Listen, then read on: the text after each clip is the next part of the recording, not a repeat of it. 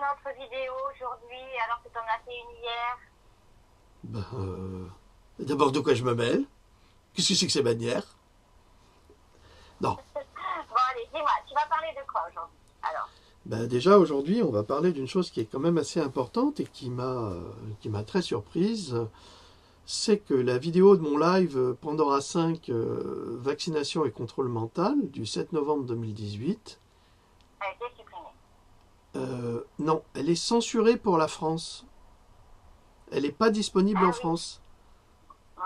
Ça veut dire que tu peux la voir au Canada, au Japon, mais le public français n'a pas le droit de la voir. Et c'est quand même étonnant que pour une vidéo qui explique comment on va manipuler les gens dans notre pays, eh bien, le gouvernement Macron, parce que c'est le gouvernement Macron qui fait ça, décide de censurer des discours qui sont pas agressifs, qui sont pas violents, qui sont philosophiques essentiellement. On a la preuve là que nous sommes dans une dictature. Alors, pour le public français, chers amis, bonjour, madame, mademoiselle, monsieur, bonsoir. Voilà, bonjour. Nous sommes le 16 novembre. Demain, c'est les gilets jaunes. Ça va Bon, péter. alors je te laisse alors là. Ok. Ouais, c'est parti. Au revoir. Allez, allez, Christophe. Et puis hier, on s'est payé une bonne bouffée de rire. Ah ben Alors, ça, ça recommence pas aujourd'hui. Fais attention à ce que tu dis. ah, mais ça va, Allez, mais vas-y, Christophe. vous avez vu, même la censure à la maison, hein. C'est incroyable, hein. Même à la maison, c'est incroyable celle-là. C'est pas possible. Bon, c'est parti. Nous sommes le 16 novembre. Demain, les gilets jaunes. On verra ce qu'on verra. Alors, vous pouvez retrouver ce live que j'avais fait quand j'étais chez ma maman sur ma page YouTube. C'est la vidéo 204 Pandora 5, vaccination et contrôle mental du 7 novembre 2018. Et je remercie mon ami Richie qui s'occupe d'archiver ce travail avec beaucoup de soin et une grande amitié. Donc c'est mon frangin et je le salue, j'en profite.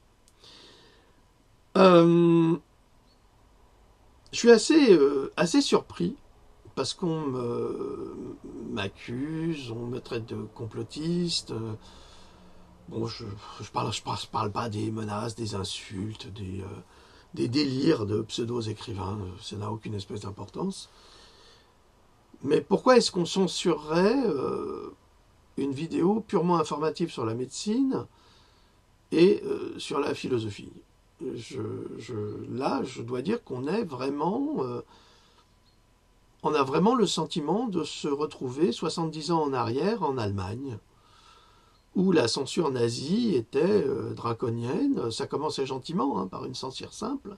Ensuite, il y a eu les autodafés, puis après, il y a eu les camps de concentration pour les auteurs ou les lanceurs d'alerte. Lanceurs d'alerte.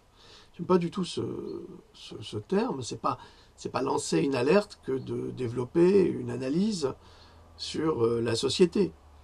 C'est simplement donner un point de vue. Or,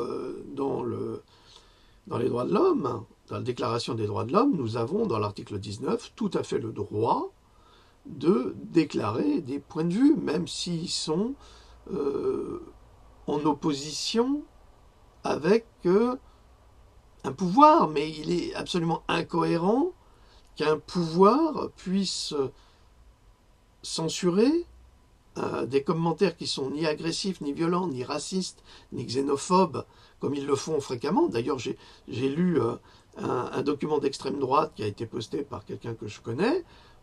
C'est antisémite, homophobe, enfin c'est absolument... Il y a des termes absolument odieux qui sont utilisés, mais ça circule tout à fait librement.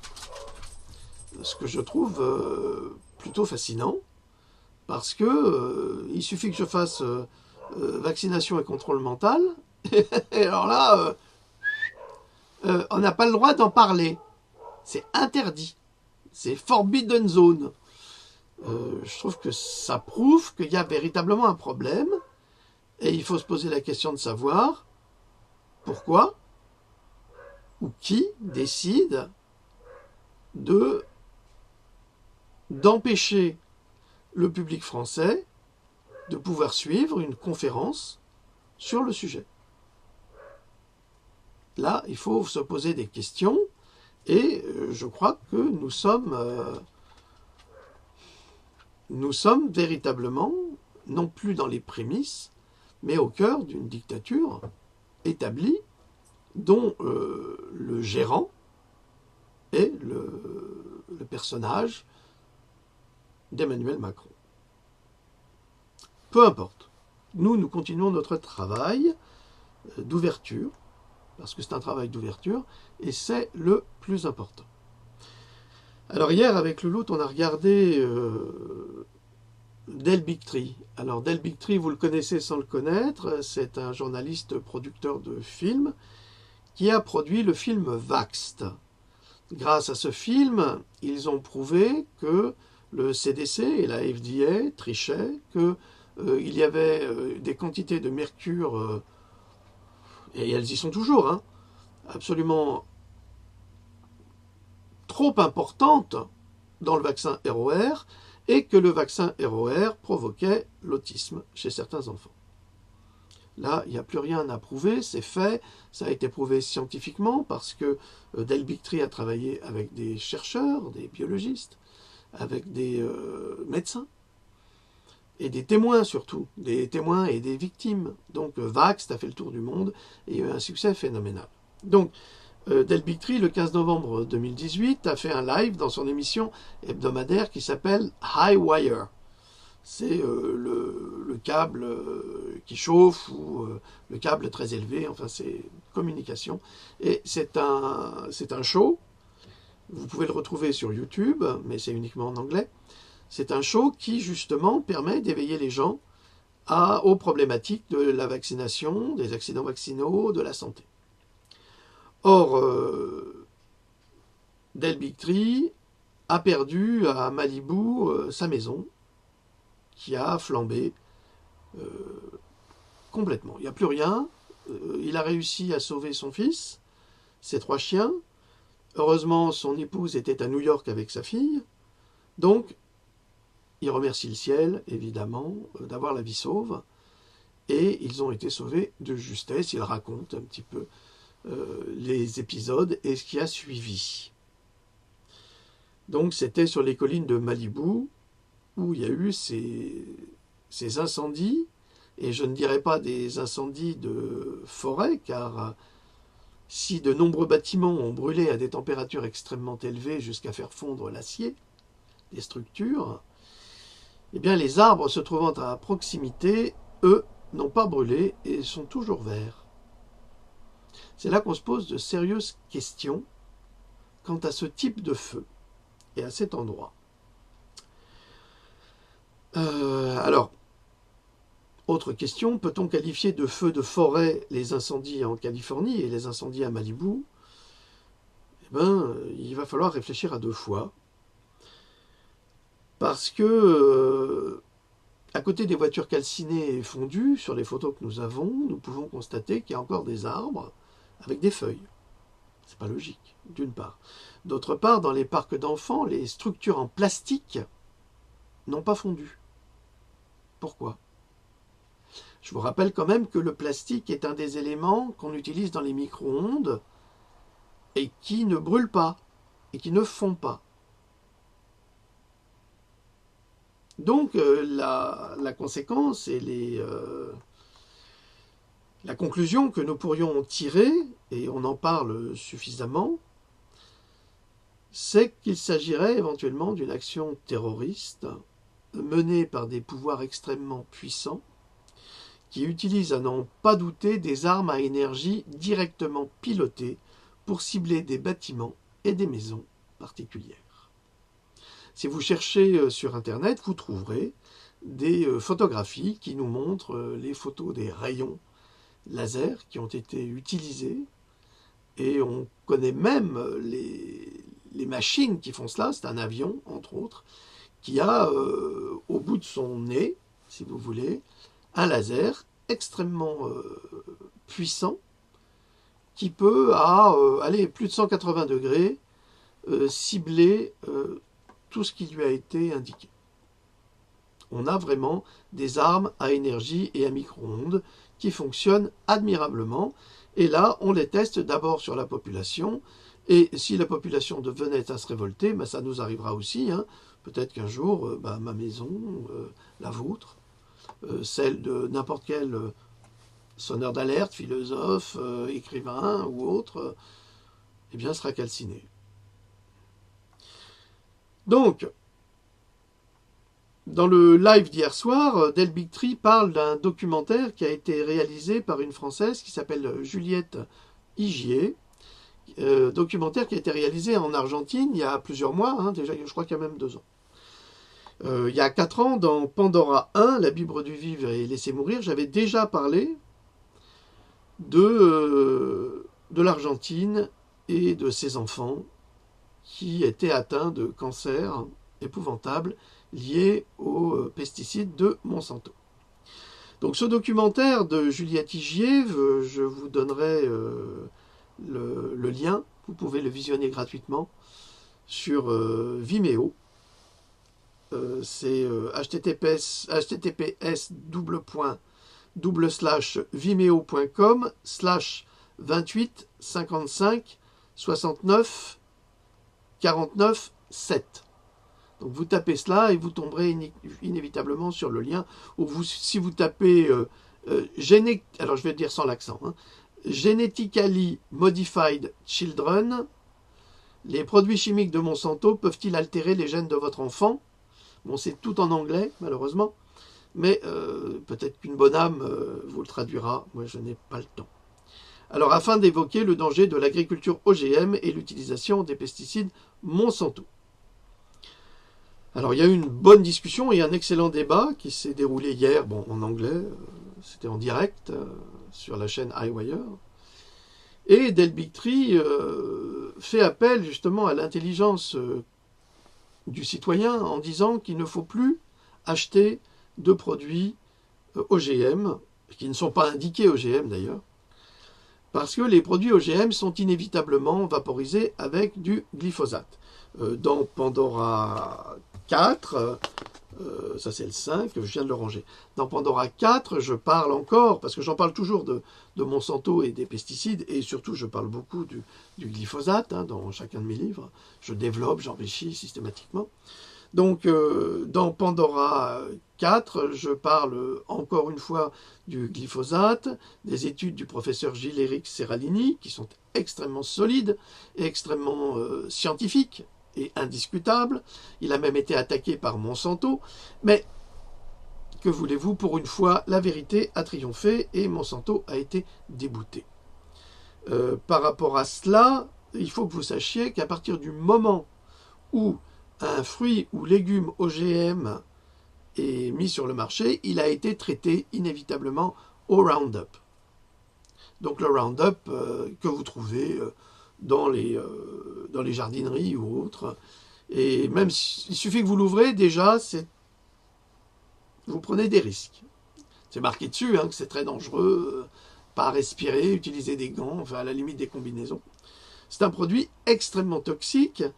Et quand on vous dit vous lavez votre pomme OGM ou vous la pelez, c'est bon, non.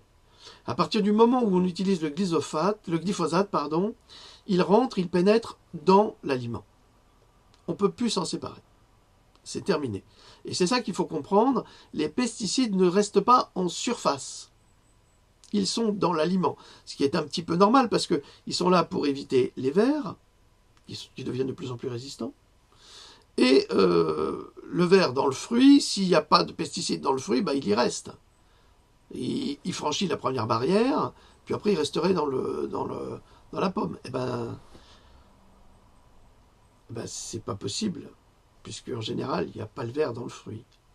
Quand vous avez des fruits avec des vers, c'est qu'ils ne sont pas traités ou très peu. Ou alors les vers sont devenus hyper résistants, comme je l'avais écrit dans Pandora 4, également suite à une étude scientifique menée sur le sujet. Donc, si on veut lutter contre Monsanto, qui est aujourd'hui Bayer, qui était déjà, ou Dupont, ou Syngenta, ou toutes ces grandes marques qui qui font des OGM, eh ben, déjà il faudrait arrêter d'acheter des céréales OGM, parce qu'elles le sont toutes, elles sont toutes traitées. Il faudrait arrêter d'acheter des fruits OGM, traités également, des légumes OGM, traités, des tomates, des salades, il faut arrêter. C'est la meilleure façon de lutter contre ces empoisonneurs qui empoisonnent notre planète. Aider évidemment des agriculteurs qui cherchent à faire du profit et à qui on a vendu une soupe en disant faites de l'OGM, vous aurez plus de production et en plus vous gagnerez plus d'argent, mais c'est faux, puisque maintenant on se rend compte que ceux qui utilisent des plants OGM, soit pour le maïs, surtout pour le maïs, on s'en rend compte, hein, moi je le vois bien à la campagne, eh ben on vaporise 2 à 3 fois plus de pesticides parce que les insectes sont devenus résistants. Et ça, c'était pas prévu. Parce que l'argument de Monsanto, vous prenez nos graines, vous achetez nos graines, et en plus, vous achetez nos pesticides et vous n'aurez plus d'insectes, et vous aurez une récolte à 95%, eh bien c'est un mensonge absolu.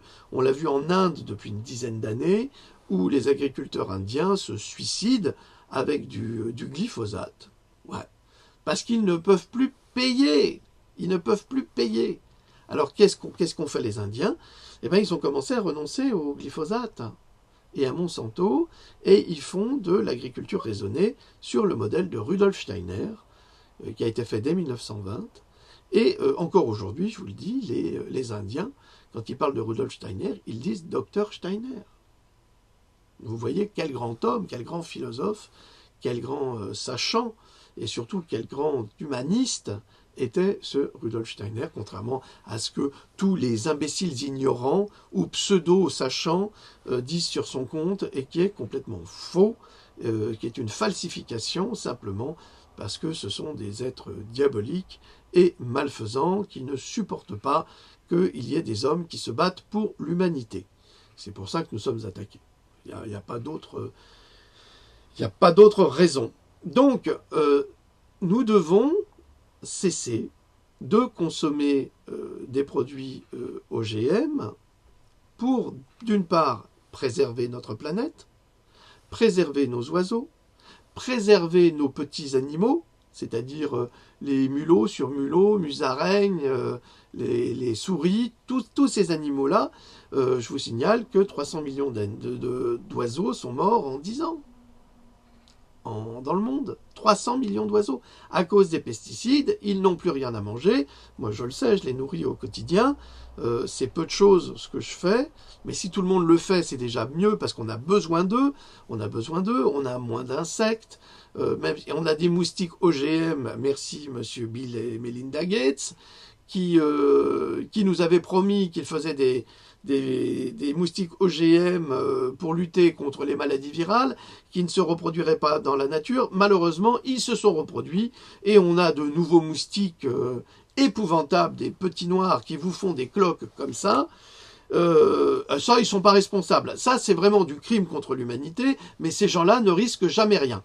Nous, on parle, on fait une petite vidéo et on est censuré. Mais eux, ils passent sur la chaîne TED, ils sont applaudis par des vaches et des moutons qui leur disent « Ouais, c'est formidable, moi je vais faire de l'extermination mondiale. » Et tout le monde « Oui, c'est super, ouais, bien, on est trop nombreux, faut éliminer, mais c'est les autres qu'il faut éliminer. » Non, c'est pas les autres qu'ils éliminent, c'est tout le monde, c'est vous, c'est moi, c'est tout le monde. Et c'est aussi ce petit peuple d'animaux, de vertébrés et des insectes également, donc tous ces petits mammifères ou ces oiseaux qui sont pas des mammifères évidemment, mais qui nous permettent à nous de vivre dans cette société parce que c'est la chaîne alimentaire. Ça, c'est la bonne chose de Darwin, hein, en dehors de sa théorie de l'évolution qui, à mon avis, n'est pas très cohérente, mais peu importe, la chaîne alimentaire, elle, c'est une vérité absolue. C'est-à-dire que, inévitablement, si vous enlevez un élément de cette chaîne, eh ben, il y a un maillon qui est brisé. Et automatiquement, il y en a un autre, et encore un autre, et ben, tout fout le camp, et c'est la destruction de l'espèce humaine, parce qu'aujourd'hui, si vous retrouvez des animaux sauvages dans les villes, comme des renards, comme des sangliers, comme des biches, à votre avis, c'est pourquoi? Pour quelle raison? Mais parce qu'ils ont faim. Et parce que l'homme ne cesse de s'accaparer leur territoire. Pourquoi il y a autant de sangliers aujourd'hui en France, en Europe, en Espagne, en Italie, partout, même aux États-Unis? Pourquoi il y a tellement de cochons sauvages? Parce que c'est un mammifère qui se reproduit très vite, et en grosse quantité, en grande quantité, et qu'il n'y a plus de prédateurs. On avait le lynx, on en a quelques-uns maintenant, on avait l'ours, on avait le loup. On a très peu de cas de loups mangeurs d'hommes. Donc on a exterminé les loups, on extermine les ours, on se débarrasse des lynx, il y a toujours un connard de chasseur, pardonnez-moi, mais c'est des assassins, parce que quand ils n'arrivent pas à tuer les animaux, ils tuent les humains. En Auvergne, ils ont tué une dame dans son jardin, de 60 ans, un coup de fusil, une dame qui a été prise pour un sanglier. C'est formidable, ou des joggers, une balle dans la tête. Non mais ça... Et évidemment, le président, mais tous les présidents, ils sont tous corrompus là-dessus, sont pour le lobby des chasseurs qui les encourage, qui leur donne des privilèges. Mais, excusez-moi, c'est aberrant. C'est aberrant tout ça. Alors, on réintègre des sangliers élevés dans la nature juste pour les abattre. Mais mon Dieu, mais on s'est plaint des camps de concentration. Mais qu'est-ce qu'on fait, nous? C'est intolérable. Intolérable. Réintégrer, on a bien vu l'expérience qui a été faite à Yellowstone aux États-Unis, où on a réintégré le loup. Eh bien, à partir du moment où le loup a été réintégré, la faune a revécu, elle a revécu, elle a repris la faune, la flore, tout est devenu flamboyant, c'était extraordinaire. Et les loups de Yellowstone n'ont pas attaqué les humains. Le loup a peur de l'homme, il le fuit. Alors évidemment, vous allez me dire, les bergers, les moutons, ils se plaignent. Mais vous prenez 3 korgals. Les korgals sont des chiens turcs, qui sont des tueurs de loups. C'est énorme, c'est un chien énorme. Il n'y a pas un loup qui approche. Il faut arrêter de déconner. C'est du délire absolu. C'est-à-dire qu'on a des solutions, personne ne les prend. Parce que ça ne les arrange pas. Parce que ça n'arrange pas non plus les pouvoirs politiques qui veulent tout détruire. Leur objectif, c'est ça, c'est de mettre le chaos partout.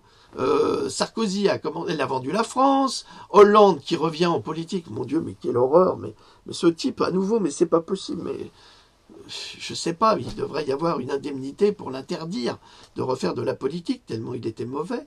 Maintenant, le petit Macron, il détruit tout, il achève tout le monde. Ça devient insupportable. Alors les gilets jaunes, faites quelque chose. Si vous en êtes capable, chacun fait sa part, moi j'ai fait la mienne, et je continue à faire la mienne. Donc, on doit prendre conscience de tous ces problèmes qui sont fondamentaux et qui influent sur notre mode de vie. Inévitablement. Inévitablement. Alors, quand vous voyez des chasseurs complètement hystériques qui veulent tuer les ours, parce qu'on les a réintroduits. Mais quelle honte! Mais quelle honte! On n'a pas d'accident, on n'a pas de statistiques d'accident avec des ours. Et pourquoi il faut les abattre? Parce qu'ils ont tué 3 brebis. Eh bien, on donne tellement d'argent à ces politiques. Regardez la SCIAPA qui va augmenter le salaire de ses collaborateurs, mais baisse le salaire de tes collaborateurs et donne de l'argent aux bergers qui vivent avec rien. Vous voyez l'incohérence? On donne du pouvoir à des imbéciles qui n'ont aucune intelligence et qui exécutent des commandes qui sont faites soit à Bruxelles, soit au fameux Bilderberg. Mais ils ne travaillent pas pour les citoyens. Il faut que les citoyens reprennent en main le pouvoir. Alors maintenant, je vous ai parlé de Monsanto, et donc de consommer le plus possible que des produits biologiques. Si tout le monde consomme des produits biologiques, ça va baisser. Les produits, inévitablement, vont baisser. Les pays d'Amérique du Sud ont très très bien compris et se sont rendus compte que l'agriculture biologique était non seulement plus rentable financièrement que l'agriculture OGM, que l'agriculture OGM, et qu'en plus elle nourrissait mieux.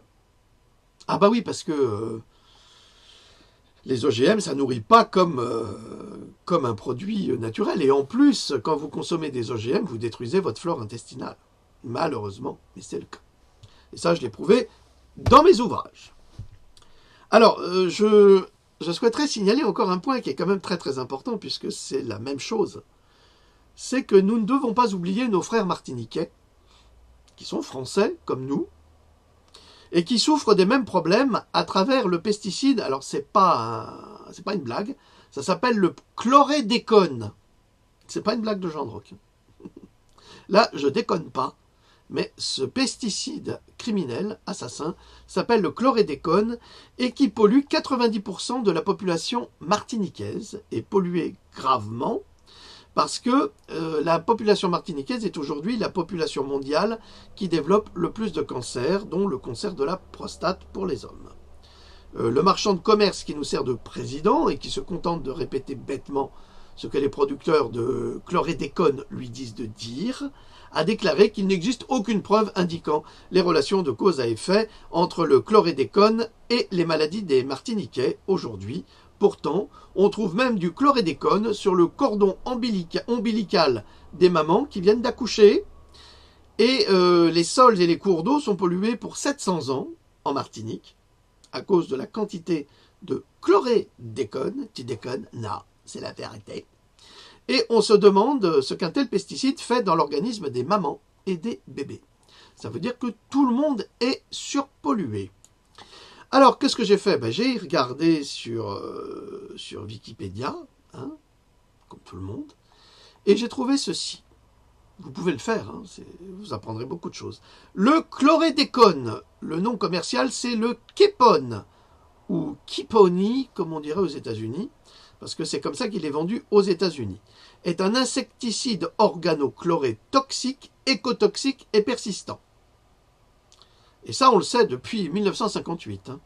Le pesticide est mis sur le marché en 1958 par Allied Chemical, au moins sous deux noms commerciaux, le Kepone et le GC-1189.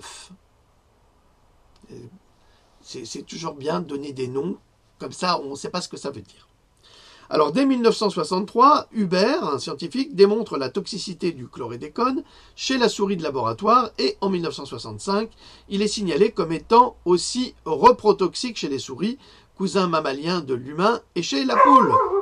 Alors, ça veut dire qu'une fois qu'on l'a dans le sang, on le reproduit, on le donne à l'autre. Oh là là là là là là, c'est le genre de marché. Alors, les chiens sont complètement excités. Bon. En 1966... Youk! Je sais pas ce qu'il a, il n'est pas content. Je vous demande 30 secondes. Tu vas te calmer. Voilà. C'est bien se calmer. 30 secondes, ça fait la différence. Voilà. Il suffit de lui dire de se calmer. Il se calme, ils sont très intelligents, ces chiens-là. Alors, dès 1963, Hubert démontre la toxicité du chlorédécone. Bon, ok, je vous l'ai dit. En 1966, sa production commerciale progresse néanmoins aux États-Unis par Allied Chemical Company et Life Science Product Company. C'est génial. Hein. Life Science, c'est la science de la vie et produits de la science de la vie. Compagnie des produits de la science de la vie. C'est plutôt les produits de la science de la mort. Hein. C'est évident. Et puis Hopewell en Virginie, en raison du laxisme de la direction de l'entreprise LSPC, une centaine d'ouvriers sont gravement intoxiqués par le chlorédécone, scandale qui commence à être connu en 1975, aggravé par le fait que, durant les années 60 et 1970, l'usine a aussi gravement pollué l'eau, les sédiments et la faune, la James River. Dans l'air, le taux de chlorédécone dépassait 3 mg par mètre cube dans certaines zones de l'usine, 3000 fois le seuil légal. Donc, ce scandale a attiré l'attention du pays et de l'OMS et sur ses effets toxiques pour les humains et la faune aquatique notamment. Ce sera l'origine de l'interdiction du produit aux États-Unis. Alors, en 1970, on va interdire ce produit aux États-Unis, mais on va continuer en France.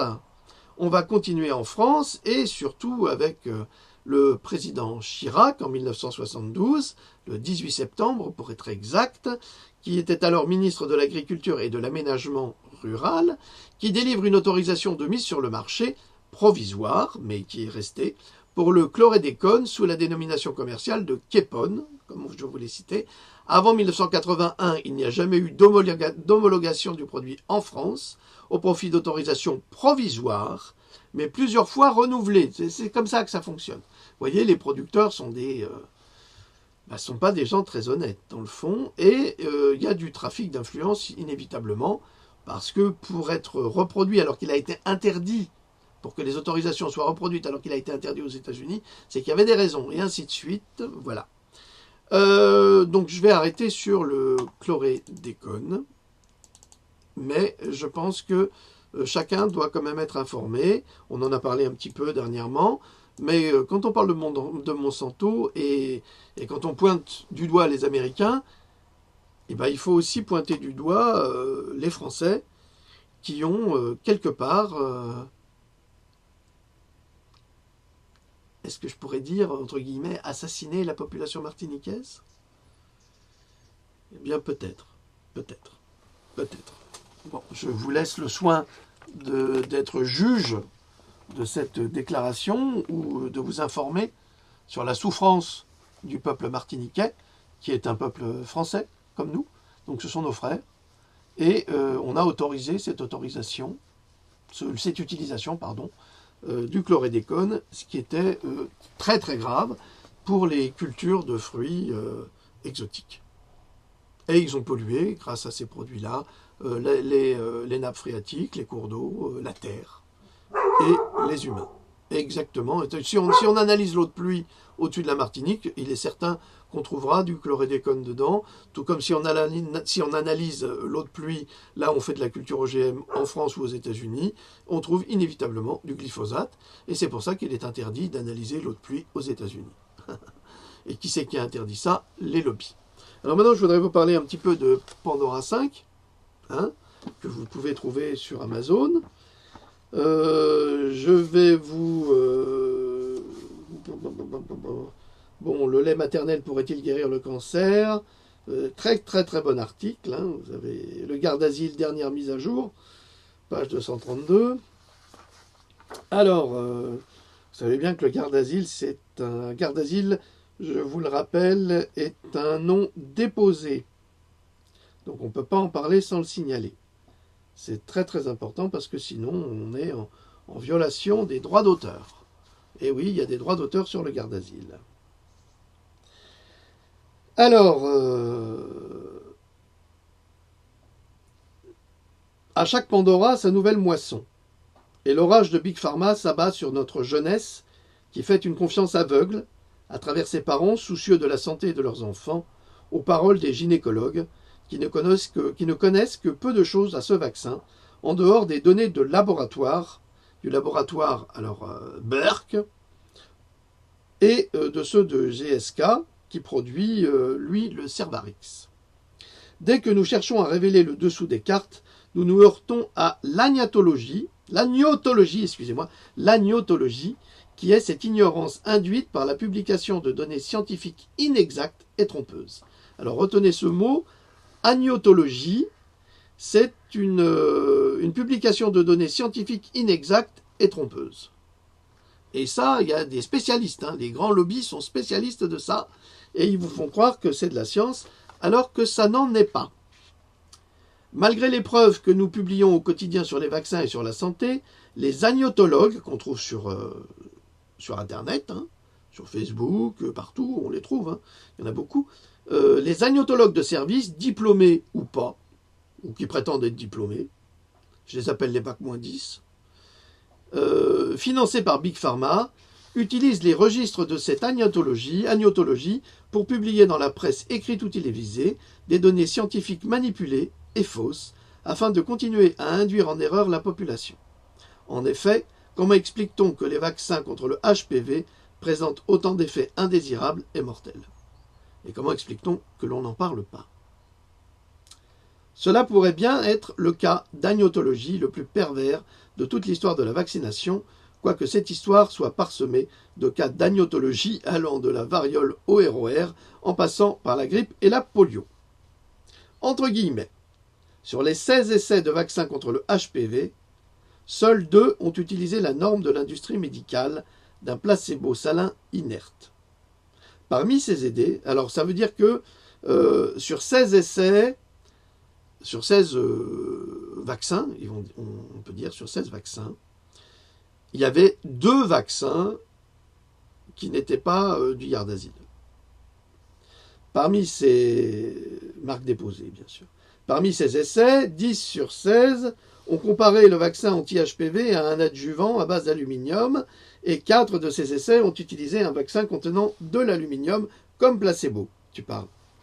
Donc vous voyez, tout est faussé dès le départ. Je pense que cela viole tous les protocoles scientifiques standards. En effet, l'hypothèse optimiste selon laquelle la vaccination contre le HPV entraînerait une réduction de 70% des cancers du col de l'utérus semble reposer sur des extrapolations prématurées, exagérées et non fondées. Et vous trouverez ça, bon j'ai mis les liens, évidemment, je ne vais pas vous les dire, vous les trouverez dans le livre, hein. Ils sont là, en bas, là, tout est là, tout est inscrit. Évidemment, ce sont des médecins qui témoignent. Voici résumé les dernières informations sur ce vaccin supposé prévenir le virus HPV, transmis par voie sexuelle et qui touche 79 millions d'Américains. La science a constaté que le plus souvent, le corps parvient à guérir de lui-même du papillomavirus en dehors de cas graves et de déficience immunitaire. Cependant, le HPV peut parfois conduire à des cancers comme le cancer du col de l'utérus chez la femme et des verrues génitales chez les membres des 2 sexes. Pour la petite histoire, je rappelle que Raspoutine, le mage sibérien du couple impérial Nicolas II et l'impératrice Alexandra, était atteint par un papillomavirus justement sur sa partie la plus intime, ce qui, disait-il, excitait ses conquêtes, qui étaient très nombreuses lors de ses soirées orgiaques. Et dans mes études, moi j'ai travaillé sur la Russie de la fin du XXe siècle et du début du XXe, et effectivement, Raspoutine, en dehors de ses dons extraordinaires, menait une vie de patachon. Depuis 12 ans que le vaccin HPV a été mis sur le marché, nous ne cessons de découvrir avec horreur les risques plus effrayants encore que la perspective du HPV lui-même. Donc, de la perspective du virus lui-même. Le gouvernement Macron s'acharne à vouloir l'imposer aux jeunes filles et désormais aux garçons, grâce à 8 députés de son groupe qui ont déposé en juillet 2018 un amendement en vue de rendre obligatoire chez les filles et les garçons à partir de 9 ans le Gardasil, marque déposée. Et là, on se rend compte vraiment de la manipulation de ce gouvernement qui sert uniquement les intérêts des laboratoires parce que, sincèrement, les politiques appartenant au groupe de celui qui nous dirige ne brillent pas par leurs compétences ni par leur intelligence. On les connaît pratiquement pas, on ne sait pas qui sont ces gens-là. En fait, ce sont des hommes et des femmes de paille, comme on l'a vu dernièrement avec cette femme qui a motivé cette manifestation pour les Gilets jaunes, et où on s'est rendu compte que nous avions une femme mûre, intelligente et consciente des problèmes des Français, et une jeune députée ministre LREM, 25 ans, aucune expérience, qui ne savait pas grand-chose en fait. Ça nous prouve et ça nous montre qui nous gouverne, c'est-à-dire des hommes et des femmes de paille qui sont aux ordres de personnes bien plus puissantes qui ne veulent faire que de l'argent. Parce que là, ce n'est pas de la science, hein, c'est que de l'argent. Alors, 38 minutes, ça suffit. Eh bien, vous trouverez la suite, il y en a 30 pages là-dessus, avec plein d'informations, avec plein de preuves, avec ce que fait l'Australie, comment est-ce qu'ils ont validé le vaccin en Australie, les effets secondaires, enfin l'horreur, quoi. Enfin, tout a été, si vous voulez, enrichi avec les dernières publications et surtout, les publications du médecin, de la femme médecin qui a validé le Gardasil aux États-Unis et qui ne dort plus de la nuit depuis qu'elle a compris qu'elle avait commis la plus grosse erreur de sa vie. Et elle témoigne, là, dans ce bouquin, de ce drame qu'elle a vécu et qu'elle a participé à faire vivre à des milliers de jeunes filles à travers le monde, et c'est le docteur Diane Harper. Donc, vous voyez, je ne vous raconte aucune salade. Tout ce que je fais, c'est faire des enquêtes et rassembler les petits bouts qui sont épars ici et là pour faire une synthèse qui vous permettra de comprendre ce que c'est que le HPV, comment il est mis sur le marché, et certainement pas à partir de bases scientifiques solides. D'autant plus qu'une étude que j'ai publiée dans Pandora 4 tendrait à prouver que quand une jeune fille est vaccinée avec le HPV, elle aurait tendance à développer justement le cancer du col de l'utérus. C'est scientifiquement prouvé, établi. Et publié. Et publié, ça a été publié plusieurs fois. Voilà, donc ça c'est Pandora 5, que vous trouvez uniquement, comme tous mes livres, sur Amazon, évidemment. Si vous voulez en savoir plus, vous l'achetez, vous le lisez. Il est certain que ça ne va pas vous remonter le moral. C'est pas un livre rigolo.